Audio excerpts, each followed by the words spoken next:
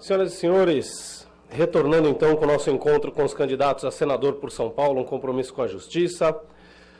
Nós temos a honra de convidar para a mesa dos trabalhos a doutora Ivete Senise Ferreira, que é vice-presidente da Ordem dos Advogados do Brasil, Seção São Paulo, nossa anfitriã nesse evento, juiz Jaime Martins de Oliveira Neto, presidente da Associação Paulista de Magistrados, doutor Felipe Locke Cavalcante, presidente da Associação Paulista do Ministério Público, e nosso candidato é o quinto candidato do dia a se apresentar hoje, candidato a senador Flacquer, do PRTB.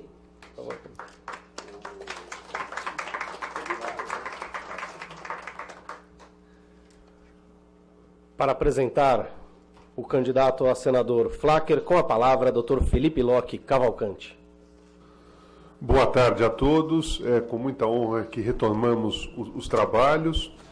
Gostaria mais uma vez de agradecer na pessoa da doutora Ivete Senise Ferreira, vice-presidente da Ordem, a possibilidade e a cessão desse espaço para essa união. O nosso agradecimento também ao juiz Jaime de Oliveira, presidente da PAMAGES, e nós, em nome da PMP, nesta união, num esforço pela justiça. As três entidades se reuniram, elencaram os principais pontos que afligem a população, a sociedade, os advogados, juízes e promotores, e conseguimos o êxito de trazer todos os candidatos praticamente ao Senado para debater esses temas e apresentarem suas posições. E com muita honra, hoje nós encontramos o candidato Ricardo Simão Flacquer, é candidato ao Senado pelo PRTB, nascido em São Paulo em 1956, é advogado formado pela Universidade Brás Cubas em Mogi das Cruzes. Trata-se da primeira vez que é candidato a cargo eletivo. São seus suplentes Walter Amarante e Gilberto Ferreira, ambos também pelo PRTB. E anoto também que Ricardo Simão Flacquer é neto do senador Flacquer, que foi senador por São Paulo há bastante tempo. Então, uma tradição de família, o senhor concorreu ao Senado. Eu quero dizer também que este evento está sendo transmitido online pelas três entidades, pela OAB, pela PMP e pela PAMAGES, para todos os seus membros. E o mais importante, todos os candidatos receberam o mesmo temário e o mesmo tempo para poder expor as suas propostas, ou seja, um evento com paridade de armas para que a população, o eleitor e, sobretudo, o advogado, o juiz e o promotor possam ser esclarecidos a respeito das propostas existentes para o Senado. Então, com essas palavras, eu saúdo o candidato em nome das três entidades e passo a palavra ao mestre de cerimônia.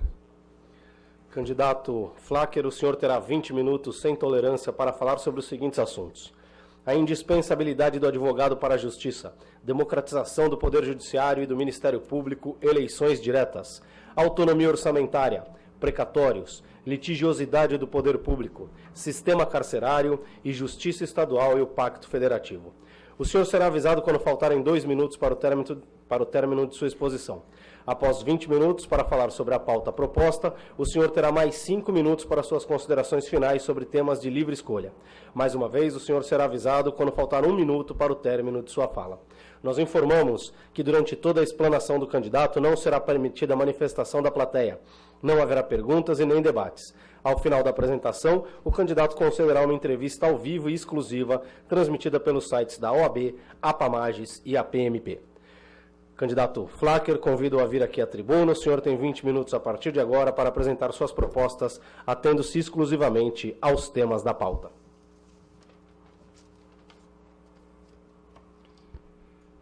Boa tarde, senhoras e senhores, advogados, advogadas, juízes. Como o nosso amigo falou, eu nunca participei da política assim como candidato a vereador ou deputado, alguma coisa assim. Eu sou presidente do PRTB há uns 6 anos, lá por Santo André.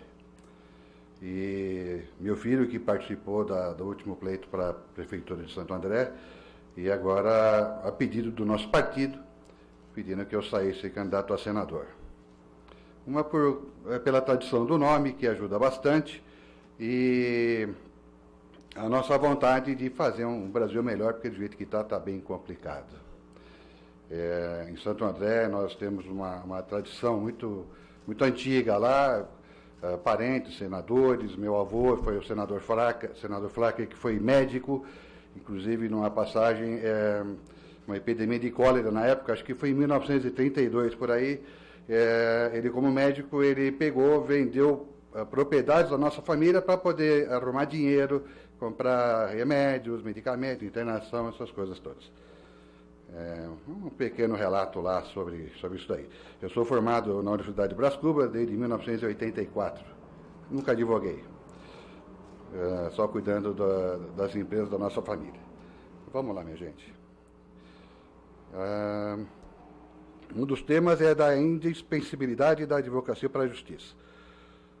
O Brasil é o país que tem a maior população que sofre quando se trata do mercado de trabalho. Ainda quando criança, escutávamos os adultos falando sobre como é importante estudarmos e termos um bom futuro. Comprar carro, não passar fome, ter uma casa, entre outros benefícios. Entretanto, nossos pais estavam errados, de certa forma. Estudamos nada mais, nada menos do que as leis regem o nosso país. E muitos de nós preparamos as situações precárias.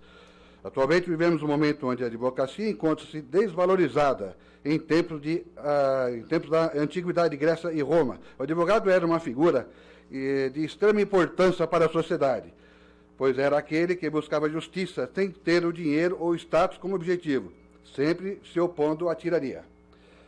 Utilizando a lei como uma ferramenta de trabalho, a função do advogado é intervir para que a justiça prevaleça.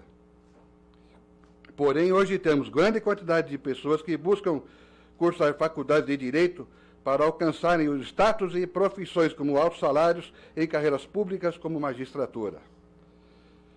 Sem o advogado não teríamos defesa, por exemplo. O advogado precisa ser valorizado e incentivado. A advocacia precisa ser valorizada e incentivada. E para isso começar, se faz necessário avaliarmos as faculdades de direito que nós temos atualmente. Até pensar em fechar algumas delas, que não possuem um grau satisfatório de qualidade. E só permitir a abertura de novas faculdades se conseguirem comprovar antes a qualidade. Entendo que muitos advogados, de fato, ganham pouco, até mesmo os chamados advogados do Estado, contratados pelo Estado, que prestam serviço para as pessoas que não podem pagar um advogado particular. Ganham honorários baixos e, por isso, pensam em concursos públicos. Não teremos uma oferta de mão de obra que a demanda... Não tem ar-condicionado para ligar, que eu estou suando aqui que não... Podia ligar o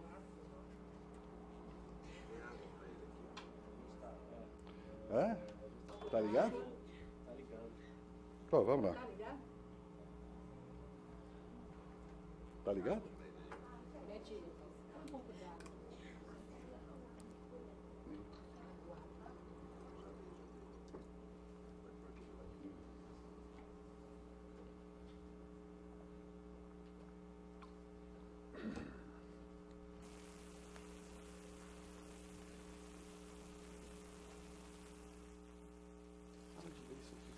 Não, deixa eu ver. Eu tenho que passar as tardes. Fala o que você sabe. Fala.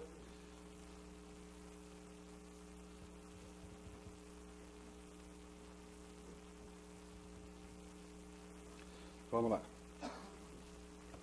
Eu estava vendo o texto e conversei com alguns advogados amigos meus. Um dos maiores problemas é quando o advogado vai cuidar de alguém que não tem condição financeira de pagar, o Estado contrata esse advogado como advogado ativo. Só que, um caso específico de um colega de vocês, que ele foi fazer, acho que uma separação. Eu não sei qual foi o valor, sei lá que era R$600, R$700 que se pagaria para a mão de obra desse advogado. E o que aconteceu? Quando ele foi receber, o juiz arbitrou, sim, que ele deveria receber metade do valor que ele tinha oferecido do trabalho, porque tinha pouco trabalho intelectual. É esquisito isso daí. Eu acho que tem uma tabela da OAB, tem que ser cumprida essa tabela da OAB. Pouco ou muito vai do advogado aceitar, dependendo da condição financeira dele. Um dos motivos maiores que ele me pediu foi isso daí. Vamos lá, democratização do Poder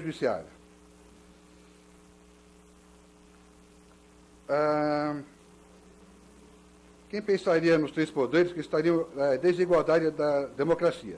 Doutores, sabemos que a Constituição assegura que vivemos um Estado democrático de direito, o que nos faz pensar em palavras como participação, liberdade e tolerância. Palavras essas que o Poder Judiciário deve sustentar. Atualmente, os cargos de direção de tribunais são exercidos pelos desembargadores ou os mais antigos da Corte. Até existem eleições, mas tratam apenas de uma mera homologação de um nome para poder homologar. E onde está a democracia nisso daí? Magistrados são agentes políticos da nossa sociedade. Portanto, a administração que os rege deve estar dentro do sistema democrático. Temos um exemplo do Ministério Público que tem eleição direta de seus gestores, mostrando eficiência e administração maior. Precisamos de uma gestão do Poder Judiciário que deixe de ser antidemocrática. Aproveito para explanar a minha insatisfação sobre o fato de um presidente da República escolher o ministro do Supremo Tribunal Federal. Isso é um ponto que eu sempre falo quando eu estou dando algum esclarecimento sobre o meu programa de política. Como é que pode o presidente da República eleger o ministro do Supremo Tribunal Federal que pode julgar as leis contra o próprio presidente? Isso não me entra na cabeça.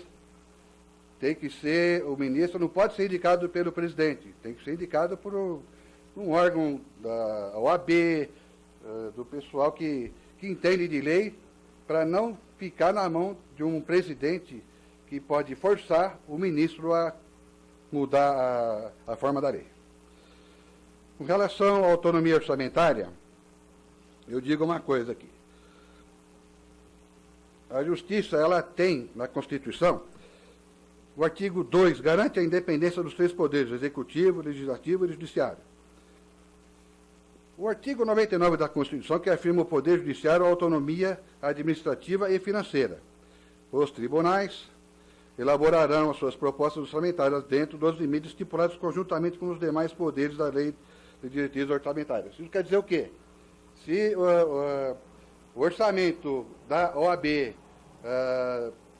com tudo que arrecada, dos processos, custas processuais, ficasse dentro da OAB, eu acho que daria para poder mudar muito essa falta de dinheiro que rege os problemas da nossa justiça.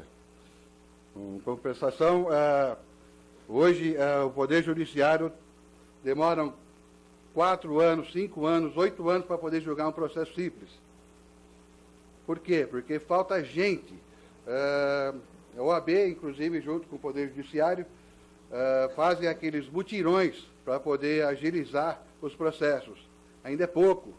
Precisa ter mais agentes penitenciários, mais peritos para poder acelerar esse processo. Tem gente que está presa lá e já podia estar na rua. Onde chega com a cadeia que cabe 850 presos, tem lá 1.800, 2.000 presos.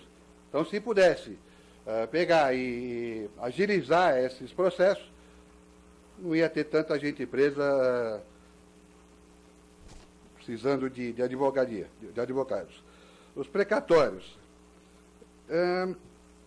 Tem uma passagem aqui que fala sobre o nosso senador Eduardo Suplicy. Foi questionado a ele o porquê que não paga os precatórios. E ele diz que o Estado não tem dinheiro para pagar os precatórios.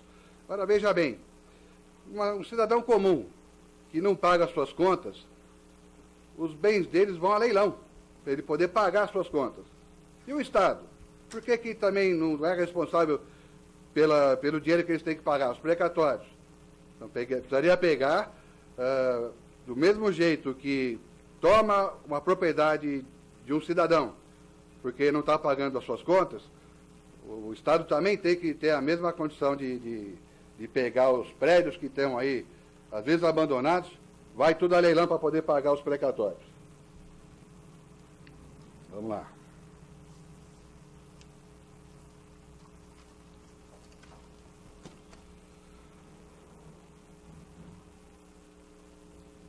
Falam sobre a dívida do Estado de São Paulo com o governo federal. A dívida do Estado de São Paulo com o governo federal é 189 bilhões de reais. E o que acontece? De juros, o Estado de São Paulo paga mais de 10 bilhões ao ano de juros. A ideia do nosso partido é voltar o Banco do Estado, para poder ter o poder legal de pegar dinheiro lá fora e pagar as dívidas aqui do governo federal, do Estado de São Paulo com o governo federal. Hoje está em torno de 12% ao mês de juros, e esse juro que poderia ser pego no exterior não chega a 2%. Então, sobraria muito dinheiro para poder pagar hospitais, pagar precatórios, um monte de coisa que poderia fazer com esse dinheiro aí, que o governo cobra 12% de juros ao mês. É uma dívida de 23 anos atrás, teria que ser corrigido, os valores são outros, e poderia sobrar com certeza muito dinheiro para pagar as dívidas do Estado de São Paulo, como hospitais e até os precatórios.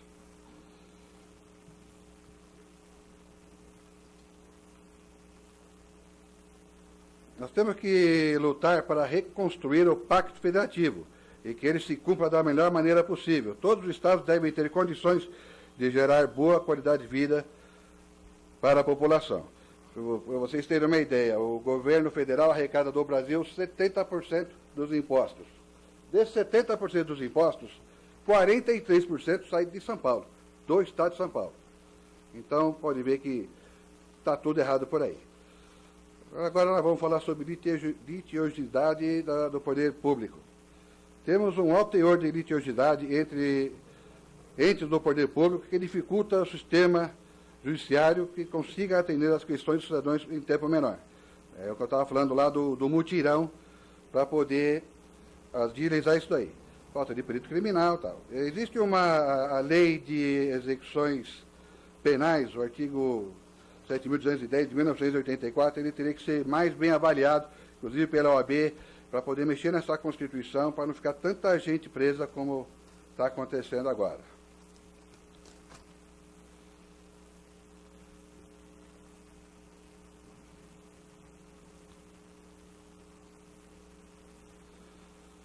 Os presos devem ser tratados com humanidade. Não podemos simplesmente jogar pessoas em uma cela por um determinado período e acreditar que elas irão sair revigoradas após cumprir a sua pena. Isso não tem condição. Ninguém se recupera nas cadeias aqui do Estado de São Paulo e do Brasil. A questão do dinheiro que eles recebem, R$ 915 sob pena de reclusão, né? Eles recebem R$ 915. Eu acho que está certo, tem que ajudar, porque a família desse preso precisa ter um sustento, os filhos precisam ter um sustento. Só que eu acho que tem que ter uma contrapartida, porque se ele recebe R$ 915 e não faz nada, fica o dia inteiro na cadeia, mente vazia é a cabeça do capeta que fala, né? Então precisaria botar essa gente para fazer alguma coisa. Não digo colocar uma bola de ferro, mandar abrir estrada, quebrar pedra, não sei o quê, mas tem que ter alguma atividade. Ou plantar, fazer uma horta, ou sei lá, fazer qualquer coisa para poder ocupar o tempo ocioso deles, para poder realmente recuperar esses presos e dar uma condição digna para eles. Obviamente é muito complexo, mas esta questão, no entanto, é em pouco tempo para poder abordar isso daí. Agora, eu acho uma coisa, entrando já na autonomia orçamentária. Como se a democratização interna já não fosse um problema grande a ser resolvido no nosso Poder Judiciário, ainda temos a falta de autonomia orçamentária. A Constituição do artigo 2 garante a independência dos três poderes, Executivo, Legislativo e Judiciário. Eu já comentei isso daí. Enquanto o Poder Judiciário não tiver autonomia, não vai para frente nada nesse país. Eu acho o seguinte, um dos pontos que eu estava falando. No caso do juiz, colocar um cara na cadeia, ele tem que estar munido de pelo menos alguns pontos principais. O cara rouba uma manteiga, ele vai para a cadeia por causa disso daí. Hoje em dia já está sendo mais bem trabalhado isso aí pelo juiz, já não tem tanta tanta prisão por causa de motivos banais. Agora tem que pegar essa turma que rouba por bobagem, não colocar na cadeia, faz ele cumprir lá, se não me engano, o artigo 9.099, para poder justamente ele cumprir essa pena assinando carteirinha no fórum por 2 anos, para ver se ele toma jeito de não fazer mais coisa errada. Uma das coisas que eu queria falar para vocês, agora não tem nada a ver com o texto aqui, é o seguinte: o Suplicy, muito boa gente, gosto dele, só que ele vem falar que não tem dinheiro para pegar e pagar os precatórios ou a dívida interna do Estado de São Paulo. Tem que fazer o governo pagar, tem que vender prédio, tem que fazer o que precisar para poder pagar os precatórios. Tem 50 bilhões de precatórios para serem pagos e ninguém toma condição de fazer alguma coisa que sirva para resolver esse problema aí. Com relação ao presidente da República, eu já falei aqui, ele pegar e ele mesmo nomear o presidente do Tribunal, Supremo Tribunal, isso é um absurdo, não me entra na cabeça isso daí. Tem que ser julgado pela OAB. Com relação ao que eu comentei sobre os precatórios, não tem condição mais de continuar do jeito que está. Vocês precisam fazer alguma coisa, vocês como advogados, fazer uma constituinte, eu não sei o que poderia fazer. Tem que fazer alguma coisa para poder parar com esse desmando do nosso governo federal. Todo o dinheiro que é arrecadado, a maioria vai para lá e não volta. Aí ficam hospitais fechando por falta de verba. E aí eu pediria para vocês que olhassem por esse lado aí com relação a esses precatórios e a dívida do país. Agora está faltando 2 minutos, vocês desculpem o nervosismo. É a primeira vez que eu falo com tanta gente assim. Eu não sei se eu me fiz entender, mas a gente tem uma coisa diferente dos outros. A gente tem proposta para resolver o problema. Porque vir o candidato e fala, olha, o país está com um problema assim, assim, assim, e não fala qual a solução. Uma das soluções sobre o Estado de São Paulo, como os precatórios que eu já falei, é o Banco do Estado de São Paulo. Porque aí tem o poder legal de pegar dinheiro lá fora a juros de 2% e não pagar 12% de juros, que é o que o governo federal cobra da gente. Aí eu peço que vocês avaliem direitinho o que eu falei e, se puderem, quiserem, votar no PRTB, no Flacker, para senador número 281. Obrigado, minha gente.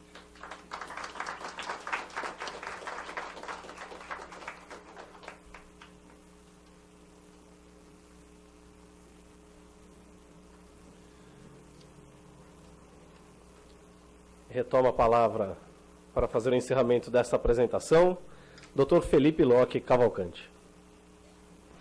Gostaria de agradecer ao candidato Ricardo Simon Flacker por sua exposição, por sua lhaneza em comparecer a esse encontro patrocinado pela OAB, pela PAMAGES e pela Associação Paulista do Ministério Público, um evento que congraça todos os juízes, promotores e advogados do Estado de São Paulo, na recém-inaugurada nova casa da OAB aqui em São Paulo.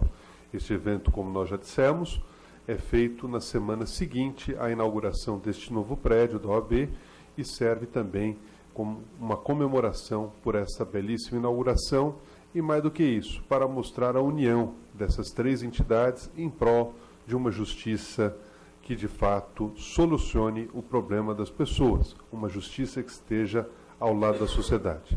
Então, gostaria muito de agradecer ao Ricardo Simon Flacker por sua presença. Gostaríamos de agradecer mais uma vez a doutora Ivete Senise Ferreira pela presidência dos trabalhos aqui e ao juiz Jaime de Oliveira, nosso copatrocinador, pela presença e, sobretudo, pelo empenho na realização deste evento. Muito obrigado a todos. Daqui a pouco o próximo candidato estará às 3 horas. Convido a todos a continuarem enquanto dissolvemos a mesa. Muito obrigado.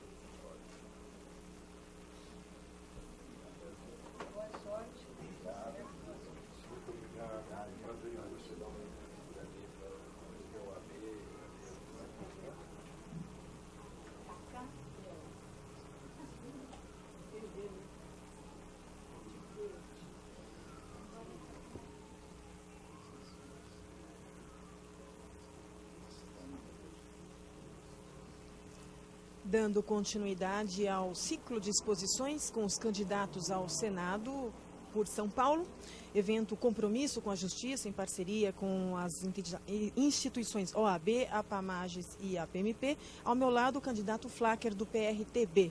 Candidato, obrigada pela presença. Entre os temas propostos, eu gostaria que o senhor fizesse uma síntese para os nossos internautas.